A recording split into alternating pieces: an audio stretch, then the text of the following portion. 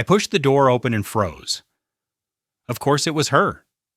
Emma, sitting by the window, sipping coffee like nothing had ever happened.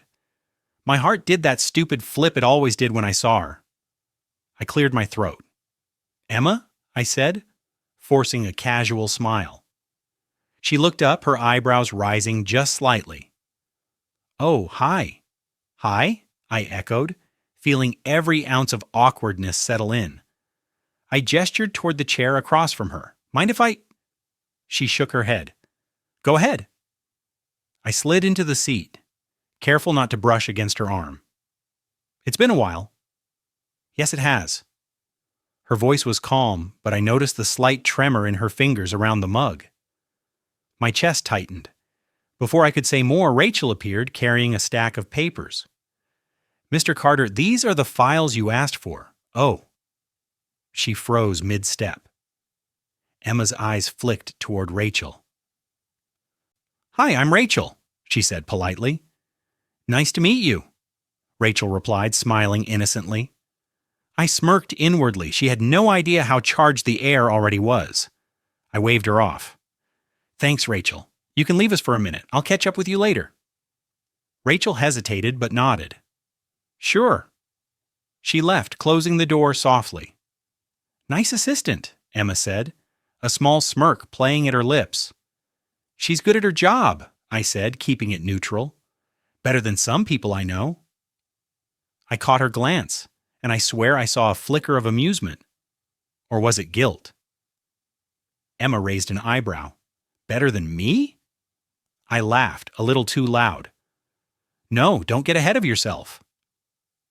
A silence fell between us, and I wanted to fill it with something meaningful, but my words felt heavy. "So, life after us? How's it going?" Emma sipped her coffee, considering.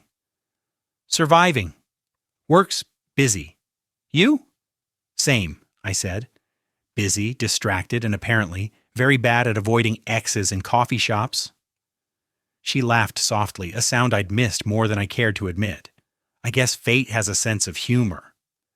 I glanced out the window, pretending to be casual, but I could feel her eyes on me. Yeah, cruel sense of humor. Emma tilted her head. Do you ever think about us?" I swallowed. "Sometimes. But mostly, I try not to. It's messy." Her eyes softened, and I wanted to reach across the table. "Messy," she echoed, almost whispering. "That's one way to put it." I shook my head, forcing a laugh. "I mean, we tried to be polite exes. That didn't exactly work out, did it?" "No," she admitted, a hint of a smile tugging at her lips. "Not really." For a moment, the tension between us felt almost unbearable. I wanted to tease her to see if she'd break first. "So, no lingering feelings at all, huh?" Emma met my gaze steadily. "None," she said. And then almost immediately she added, "Well, maybe just a little." I felt my chest tighten. "Me too," I admitted, the words escaping before I could stop them. We both laughed nervously, and I realized this was going to be harder than I thought. The polite ex's facade was already cracking. "Coffee's getting cold," she said, standing. "I should go." "Yeah," I said, standing too. "I guess. See you around?" She gave a small nod. "Yeah, see you." And as she walked away, I realized just how impossible it was to stay polite. Every step she took left a hole in my chest, and yet I couldn't stop wanting her near. The rain hit my face the moment I stepped outside. I didn't bother with an umbrella. Part of me wanted the cold to match the ache in my chest. "Why am I even walking here?" I muttered to myself. The streets were empty, the city's hum muted by the storm. I remembered the first time I saw her. Emma. Standing under the same kind of rain, hair plastered to her face, smiling at some joke I'd made. "You always know how to ruin my serious moments," she had laughed. I chuckled quietly now, bitterly. Yeah, those were simpler times. Her laugh echoed in my mind. I remembered our first coffee date, how she insisted on picking the smallest table in the corner. I like watching the world go by, she had said. Makes me feel alive. I shivered. Alive. I whispered it aloud, even though the wind carried my voice nowhere. The flashbacks weren't all good. I remembered the night she cried in my arms. Mark lied to me, she had said. He told me things about you. Things that weren't true. I stiffened, remembering the anger that had flared inside me. Mark? That name still felt like a punch to the gut. Of course he did, I muttered to the empty street. Always knew he was trouble. Emma's face appeared in my mind, tear-streaked but trying to be brave. I didn't want to believe him, but I wasn't sure anymore. I remembered the silence that followed, the way I wanted to scream at her, to say it wasn't her fault, but my pride had kept my lips shut. Why didn't I say anything? I asked the rain. Why didn't I fight for us? Her betrayal, or what I thought was betrayal, had twisted me. I'd convinced myself she had chosen Mark, that she had let me go. I hated the thought, yet part of me still ached for her. A flash of memory struck me like lightning. I had caught them once, talking behind her office door. I hadn't listened. I had stormed away. God, I was stupid, I muttered. I let my assumptions ruin everything. The rain soaked through my jacket, but I didn't care. I kicked a puddle, sending water splashing. I can't forgive and I can't forget, I admitted to no one. What the hell am I supposed to do? I pictured Emma sitting across from me earlier today, smiling politely, pretending everything was fine. My stomach twisted. She's moved on. Sort of. But does she even know I'm hurting this much? I stopped walking and let the water wash over my hands. Mark, that snake, always twisting things. I wanted to punch him back then, and now I still do. My phone buzzed, but I ignored it. Messages from Rachel, probably asking where I was. I didn't want to talk. I needed this, needed to remember, to feel the weight of all the moments we'd shared. You ever think about what we had? I whispered. Not just the fight, the coffee, the stupid arguments. The good stuff too. A memory of her brushing hair from her face hit me. Stop staring at me like that, she had teased. You'll make me blush. I laughed quietly to myself, letting the memory sting. The truth was, I had wanted to hold her that night, to shield her from Mark's lies, but I hadn't known how. My pride, my stubbornness, had made me leave. The rain slowed, turning into a drizzle. I pulled my jacket tighter, the cold now more bearable. I thought about confronting her, about saying, I know what happened with Mark. I know it wasn't your fault. But another voice in my head stopped me. And what if it ruins everything today? I can't keep hiding, I admitted, voice low. I need to know if any of this can be fixed, if you even want it to be. The streetlights reflected off the wet pavement, shimmering like old memories. I shook my head, laughing at my own foolishness. Damn it, Carter. You're still obsessed. A gust of wind blew, making me shiver again. I thought about Emma, about Mark, about all the things left unsaid. I can't confront her yet, not tonight. Not when my heart's still doing somersaults every time I think of her. I started walking again, letting the rain cover my face, letting the memories wash over me. Tomorrow, I muttered. Tomorrow I'll figure out what to do. And with that, the night swallowed me, leaving only thoughts of her, Mark, and the mess we'd all gotten tangled into. My phone buzzed, and for a second I didn't want to look. Then I saw her name, Emma. Hello, I said, trying to sound casual, even though my chest started racing. Hey, she replied softly. Can we meet? I need to talk. I hesitated. Talk? About what? She laughed, low and nervous. About nothing and everything. Can we meet at that cafe we used to go to? I sighed. You mean the one where you always stole the last scone? Exactly that one, she said, chuckling. I miss those mornings.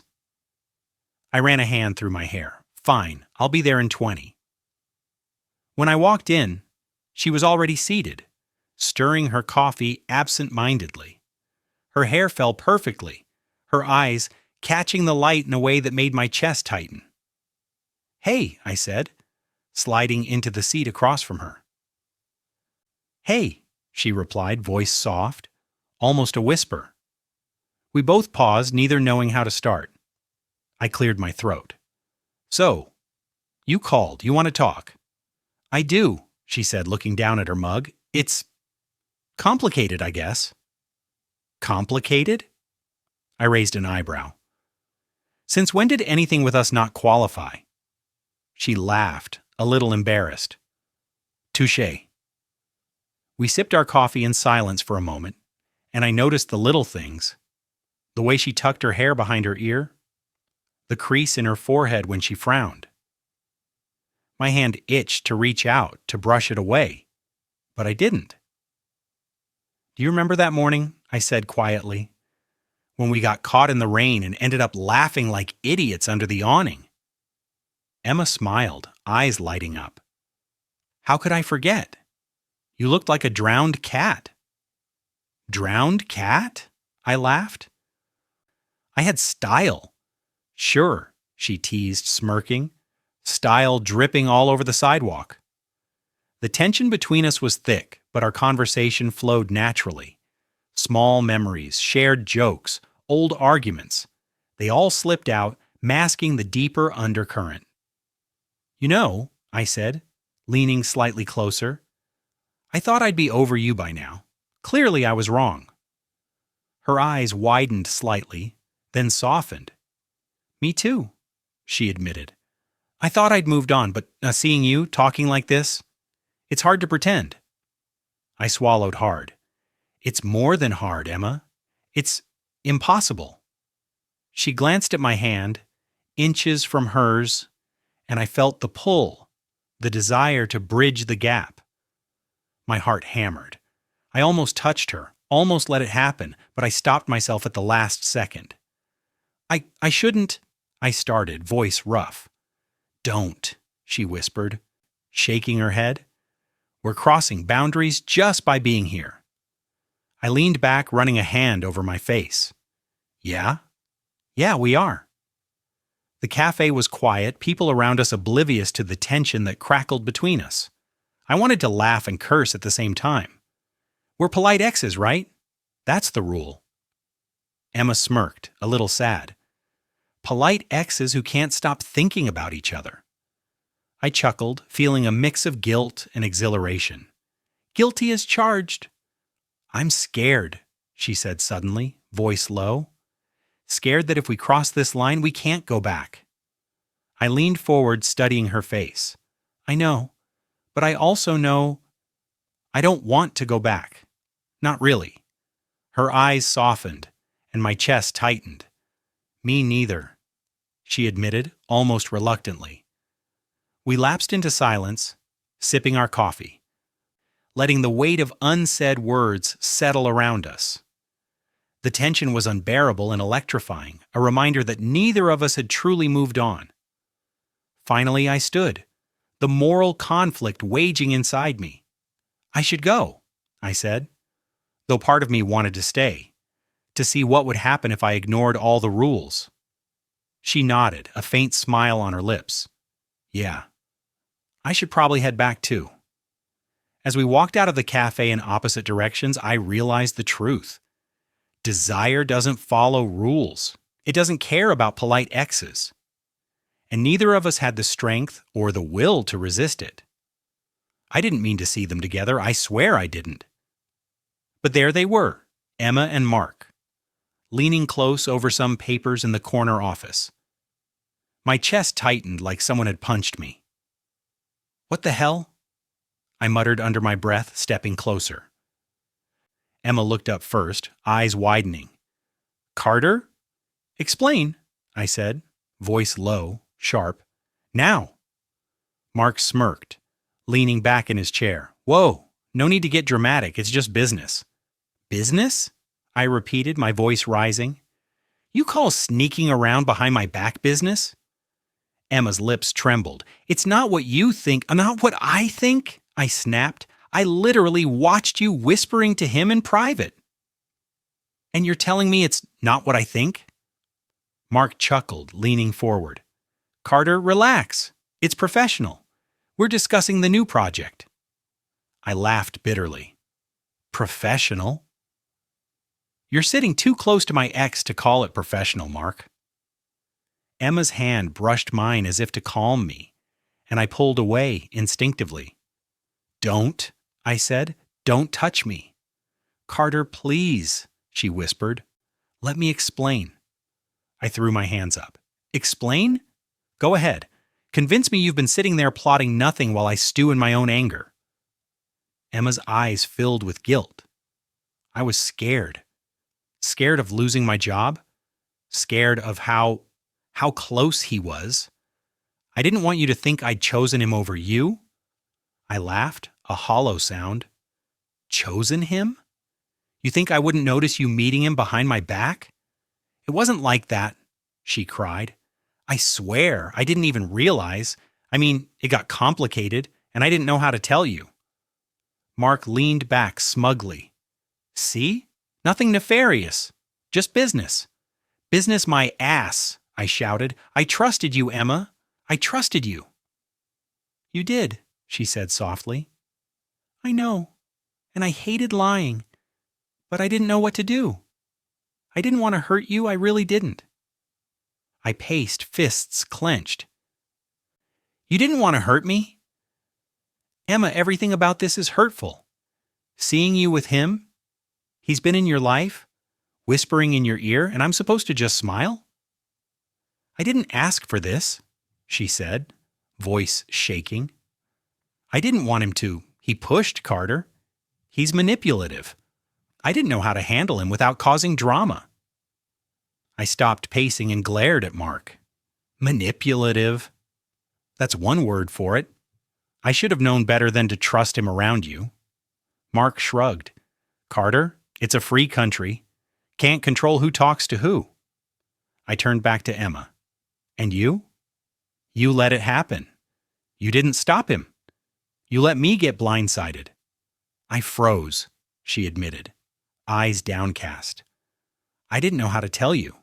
I didn't want to lose you or ruin what we have now. What we have now, I repeated, voice low and dangerous. You think after months of polite conversations, after all this tension, we still have something? Yes, she whispered. Even with Mark around, I couldn't stop thinking about you. I didn't want to either. I laughed bitterly, shaking my head. You're impossible. Her eyes filled with tears. I know. I'm sorry. I clenched my jaw. Sorry doesn't fix this. Sorry doesn't erase the fact you were hiding from me. The fact I had to see it with my own eyes. I never meant to hurt you, she said, voice breaking. I was scared and confused. Please. You have to believe me. I want to believe you, I admitted, the words escaping before I could stop them. God, I do.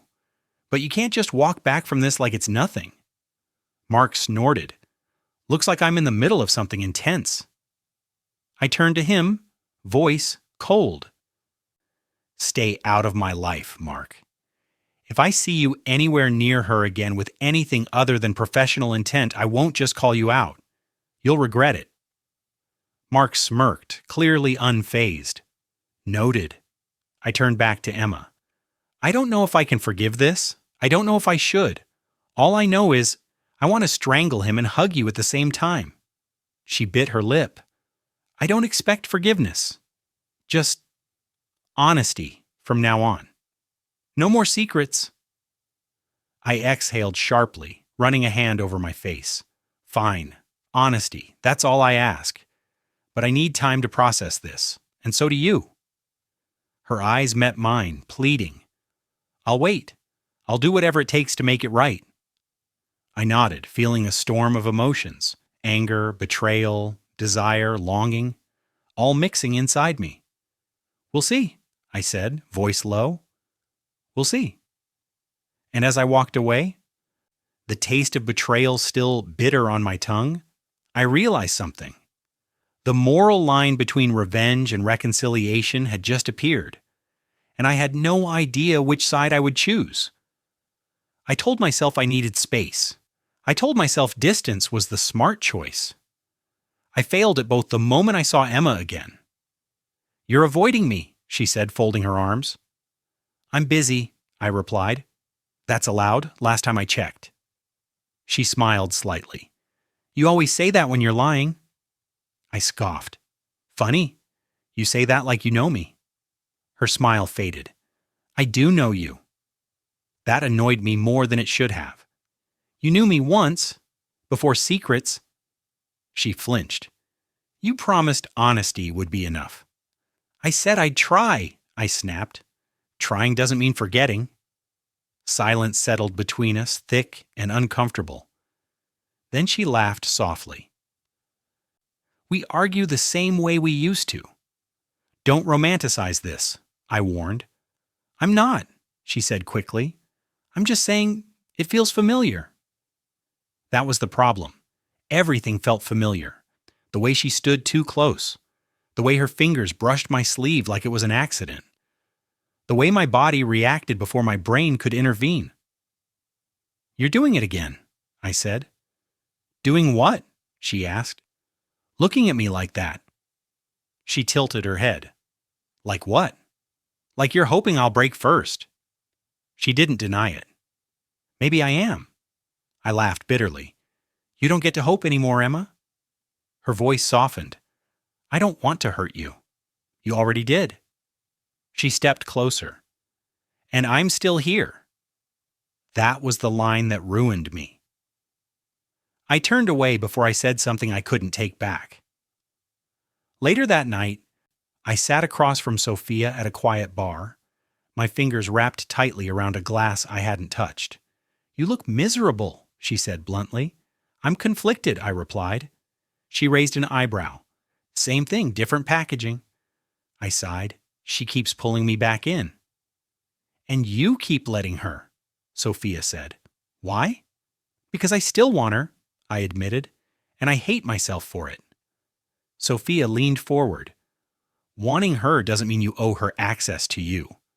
"I know that," I said, "but every time she looks at me, I forget." "That's desire," Sophia said calmly, "not love. There's a difference." I stared at my glass. "What if it's both?" "Then be careful," she warned. "Love without trust becomes self-destruction." Her words stuck with me. The next time I saw Emma, I tested her without meaning to. "So?" I said casually. "Have you talked to Mark lately?" Her eyes flickered. "Just for a second." But I saw it. "No," she said. "Why?" "No reason," I replied. "Just curious." She reached for my hand, hesitated, then pulled back. "You don't trust me." "I'm learning," I said. Her jaw tightened. "That's not fair." "Neither was lying," I shot back. She exhaled sharply. "I'm trying, Carter." "I see that," I said. "I'm just not sure why." Her voice dropped. "Because I don't want to lose you." That should have made me happy. Instead, it made me dangerous. I smiled slightly. "Then prove it." She searched my face. "What does that mean?" "It means," I said quietly, "I'm done guessing where your loyalty lies." Her hand brushed mine again, nervous this time. "You're scaring me." "Good," I thought. "So am I." As she walked away, my chest burned with equal parts desire and anger. I knew what I was doing. I was testing her, measuring her reactions, turning my pain into leverage. And the worst part? I wanted to see how far she'd go to keep me. I saw her across the room before anyone else did. Emma, in that dress that made my chest ache, laughing at some joke I didn't hear. My fingers itched to reach for her, but I didn't. Not yet. Carter, someone said beside me. I turned to see James and Sophia, raising eyebrows. She's here, I muttered. Don't stare like a predator, Sophia whispered. I smirked. I'm not staring, I'm assessing. Emma's eyes met mine, and I felt that pull again. That magnetic, dangerous pull. I started toward her, but she noticed Mark at the edge of the room. He was leaning against the wall, drink in hand, eyes fixed on her. My chest tightened. Don't let him see you flinch, I muttered to myself. She saw me moving and smiled, soft, teasing, dangerous. My pace quickened, a grin forming despite the tension. Carter, she said, voice low when I finally reached her. Emma, I replied, letting my hand brush hers briefly, intentionally, almost testing her. Her breath hitched. You're reckless. Not reckless, I said, voice quiet, intentional. We leaned in close, a fraction of space between us, just enough for the heat to build. Do you ever stop thinking about me? I whispered. She laughed softly and the sound made my stomach clench. Not really, do you? Every day, I said. Every damn day. A mutual laugh escaped us, and I could feel the tension crackling in the air. The cocktail of desire and frustration was intoxicating. I wanted to pull her into a corner and never let go, but the crowd was around us, eyes occasionally drifting toward our interaction. You're playing with fire, she murmured. I know, I said, letting my lips brush the edge of her ear. I like it. Her hand slipped into mine briefly. My pulse jumped. My other hand itched to brush her hair from her face, to press closer, to see if she'd fight it or surrender. She stepped back slightly and I forced a laugh. You're so careful, I teased. I have boundaries, she said, mock serious. You should too. I shook my head, smirk growing. Boundaries are overrated. From the corner of my eye, I noticed Mark shifting, eyebrows knit. He was watching, calculating. My gut clenched. The jealousy surged, sharp and possessive. I wanted him gone, out of our orbit entirely. You're jealous, Emma said, her lips twitching.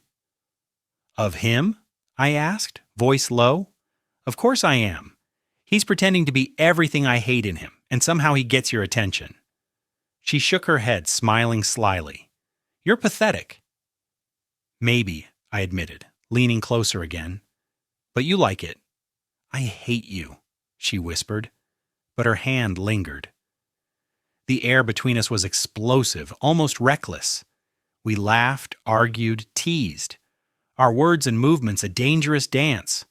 One slip, one misstep, and the line would be crossed. But neither of us wanted to step back. You're impossible, I said, voice low, trying to maintain some control. And yet you can't resist me, she replied, a smirk tugging at her lips. I smiled, darkly amused. You always know how to push me. She leaned closer, almost daring me to act. And I imagined the possibilities. Desire, fury, a touch of revenge. My darker thoughts bubbled beneath the surface. Maybe I'd make him pay. Maybe I'd make Mark see the consequences of ever touching her attention again. You think about him too much, she whispered, reading my expression. Only because he's an idiot, I said. And I want to see him fall. Emma laughed softly. You're really something else. I'm dangerous, I admitted. You know that. And yet, she said, voice dropping, you're still mine. The words lingered, dangerous and intoxicating. I wanted to kiss her, wanted to press closer, but I held back, just barely. I wanted her to want it, to feel it, to be on the edge of giving in. Mark's gaze snapped toward us again. I noticed his jaw tightening. Good. Let him see. Let him burn in quiet obsession.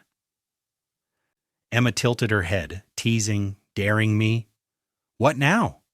What now? I whispered, brushing my fingers along hers again, electric but controlled. Now we play. She smirked and the thrill surged. The crowd blurred around us. The game was on. Desire against restraint. Temptation against reason. I had no idea who would win, but I knew one thing. Tonight, nothing was off limits. And every glance, every word, every touch was a move on the board of passion and revenge. I got the call first thing in the morning. "Carter, you should see this," Rachel said, voice sharp with disbelief. "What is it?" I asked, already sensing trouble. He's been suspended. Allegations of misconduct, fraud, harassment. It's all over the office." I smirked, a strange mix of satisfaction and unease curling in my chest. Finally. Karma. Huh? Rachel shrugged. "Some people say it's overdue." I hung up and went straight to the cafe where Emma had agreed to meet me. I found her already seated, looking tired, but there was a spark in her eyes that hadn't been there before. "You heard?" I asked, sliding in. Emma nodded, fingers twisting around her coffee cup. "I did. I can't believe it took this long." "Believe it," I said. "He's been his own worst enemy. Lied, cheated, manipulated, and now it's catching up." She sighed. "I feel a little sad. For him. Not for long, obviously." I raised an eyebrow. "Sad? Really?" "You got burned, Emma. You trusted him once. How are you sad for him?" She looked down. "Because I saw a part of myself in his ambition. I wanted to help him, to believe in him, and he destroyed that. I guess I mourn the naivety, not him." I reached across the table and rested my hand over hers. She didn't pull away. "I get that," I said quietly. "I really do." Her eyes met mine, vulnerability spilling out. "Carter, I'm sorry for everything. For the secrets. For letting us get tangled in this mess." "You have nothing to apologize for," I said, squeezing her hand. "You did what you thought was right. And you're still here. That counts for more than you know." She smiled faintly, a fragile thing, and I felt my chest tighten. I don't want to be naive anymore. I don't want to be manipulated or hurt you again. "You won't," I promised. "Not if I have anything to do with it."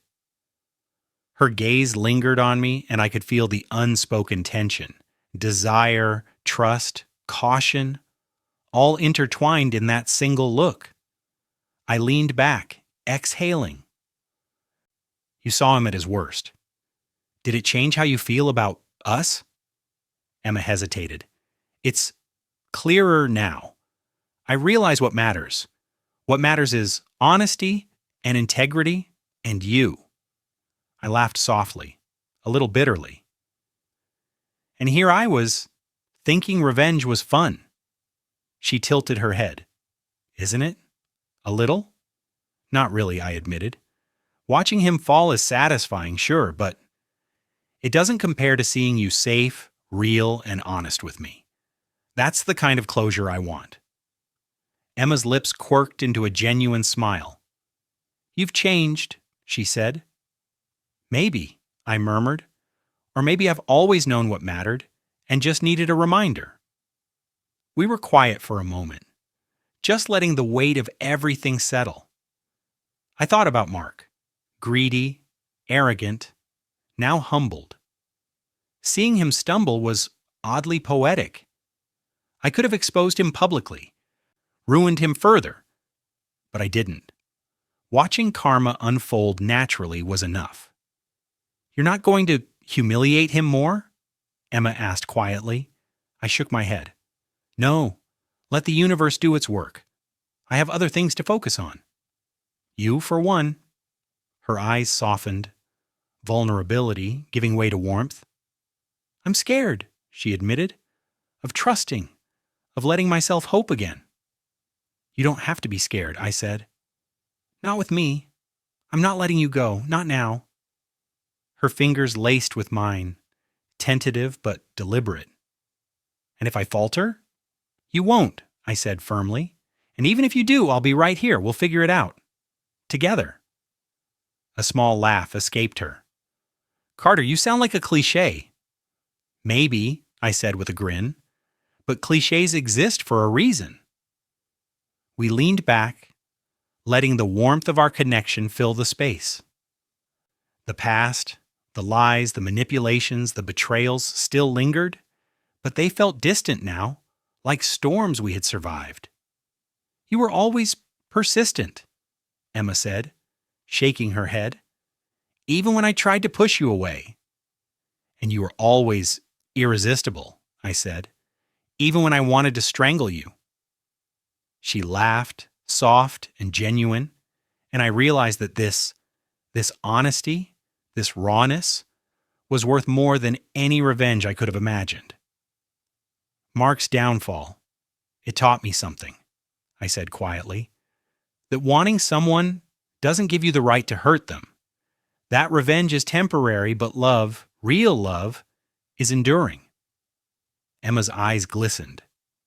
And do you feel it? Enduring? I do, I said, voice low, steady. For you. Always for you. Her head rested lightly on my shoulder, a gesture small but full of trust. I held her, feeling the tension of months dissolve. Desire, yes, but now tempered with care. Passion, yes, but wrapped in understanding.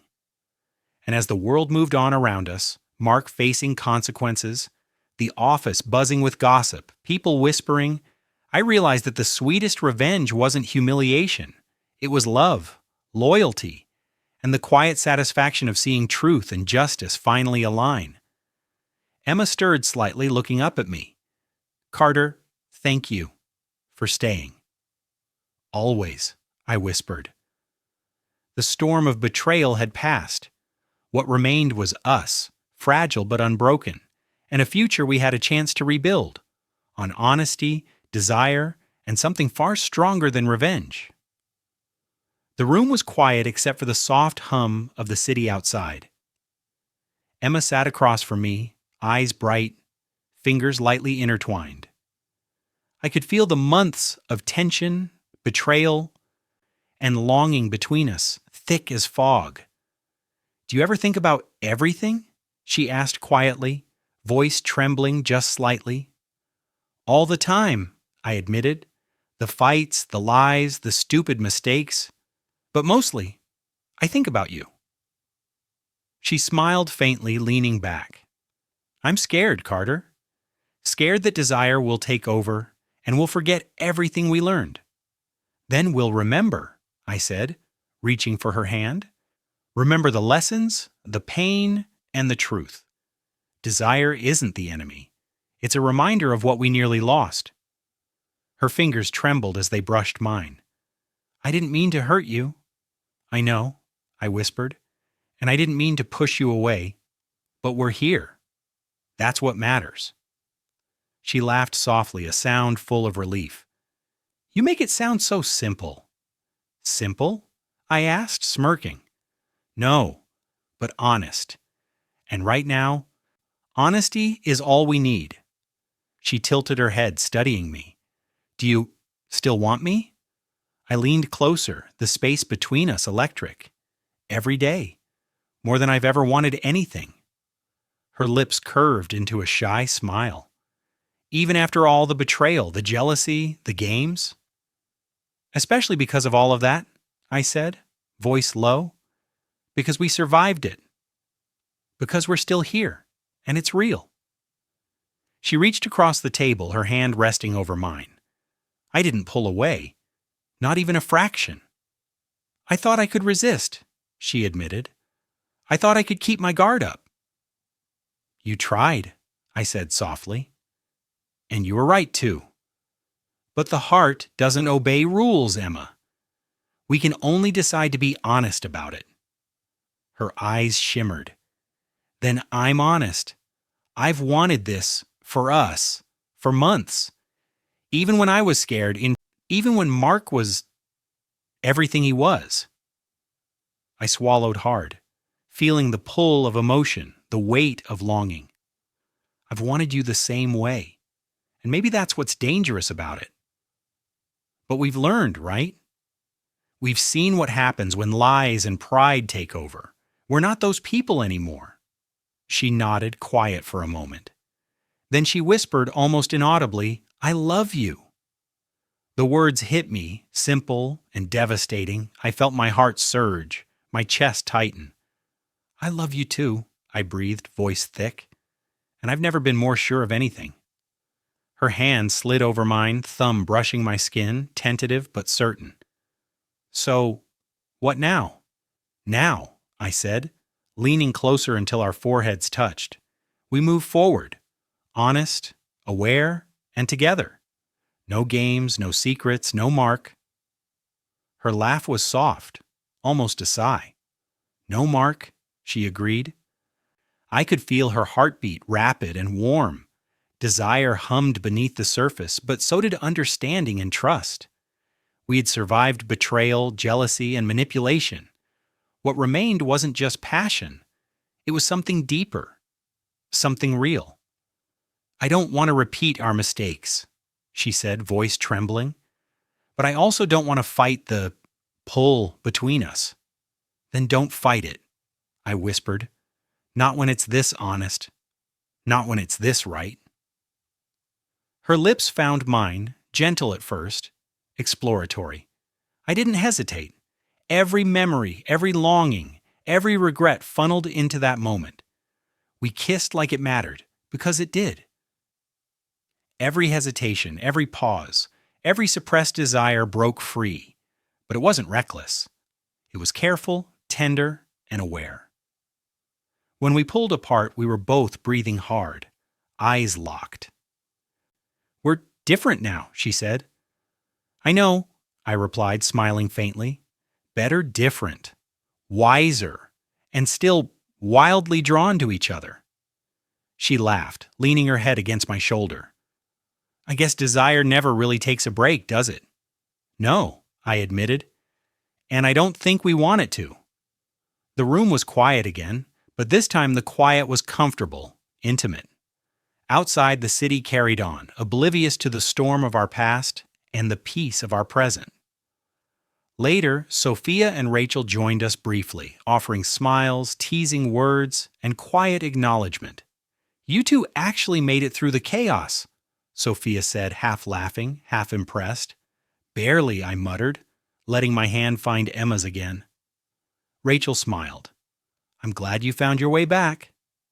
Emma leaned into me, soft, reflective, stronger than before. "Me too." "But Carter promised me something?" "Anything," I said. "Promise we'll keep honest, even when desire tries to blind us, even when it's tempting to forget." "I promise," I whispered, brushing her hair back. "We'll let desire guide us, but never control us." Her lips touched mine lightly, a gentle seal on the promise. Desire lingered, a subtle tension humming beneath the surface. I knew it would challenge us again someday, but this time we were ready, wiser, stronger, and together. And that was enough. The mornings are quiet now. Emma and I sit across from each other at the kitchen table, coffee in hand, laughing at nothing in particular. The tension that once defined us has softened, but desire still hums beneath the surface, subtle and insistent. "You know," Emma said, stirring her cup, "I still can't believe how calm this feels." "Calm?" I asked, raising an eyebrow. "Compared to what? The chaos, the betrayal, the near heart attacks?" She laughed, head tilting. "Exactly. And yet, it's nice. Peaceful." "Peaceful," I echoed, smirking. "I think you mean dangerously boring." She narrowed her eyes playfully. "Dangerous is your specialty, Carter." I grinned. "True, but you've made it manageable." We shared a quiet laugh, then my phone buzzed. Rachel texted, "Mark's officially fired. Karma's doing its job." I showed Emma the message. "Looks like our friend Mark finally got his due." She shook her head, smiling softly. "Poetic justice. I'm glad it's over." "I'm glad you see it too," I said. "No more secrets, no more manipulations. Just us, finally." Emma reached across the table, thumb brushing mine. "I've learned a lot," she said, "about trust, about boundaries, about love." Same here, I said. I used to think revenge was satisfying. Now I know. Love is stronger than that. Desire may tempt us, but honesty holds more power. She smiled, eyes glimmering. We survived the storm and didn't lose each other. Not completely, I muttered. Some scars remain. She leaned closer. And that's okay. Scars mean we've lived, learned, and grown. They remind us of what matters. I nodded, feeling the weight of truth. I'd never want to go back and change anything, even the betrayal, even the heartbreak. It led us here, to each other. Emma's fingers entwined with mine. I'm ready for whatever comes next. With you. I smiled, brushing her hair back gently. Me too. But let's be honest. We're still going to fight temptation. Desire never takes a vacation. She laughed softly. Good. Keeps life interesting. Later, Sophia stopped by with a bag of groceries, her usual teasing grin in place. You two actually survived, she said. I'd say thriving, I corrected, tossing her a wink. Rachel joined briefly, offering smiles and nods. I'm happy for you both, she said. Finally some peace around here. Emma squeezed my hand. See? We're surrounded by witnesses to our happily ever after. Sort of. Sort of, I agreed. Because nothing is ever fully settled with us. Desire always lingers, doesn't it? She leaned her head against my shoulder. It does. But now it's different. It's honest, controlled, and we can handle it. I exhaled, feeling content but aware. Desire may test us again, temptation may appear, but the lessons we've learned, the trust, the honesty, the emotional strength will guide us. Promise me, Emma whispered, voice low, that no matter what happens, we stay this honest, even when desire tries to blind us. I promise, I said, pressing my forehead to hers. Honesty first, desire second, or maybe third, or fourth. She laughed. Good enough. And as I watched her sip her coffee, laughing softly at some trivial thought, I realized that love, betrayal, desire, and forgiveness coexist in a delicate balance. We are stronger because of it, wiser, and more connected than ever. The sun streamed through the window, highlighting the small moments of domestic peace, tinged with the awareness that our passion will always challenge us. But now, we face it together. I took a slow breath, feeling the warmth of her hand in mine, the quiet of the morning around us, and the subtle thrill of anticipation for everything still to come. Yes, we've moved forward, changed, aware, and still irresistibly drawn to each other. The story of us isn't over.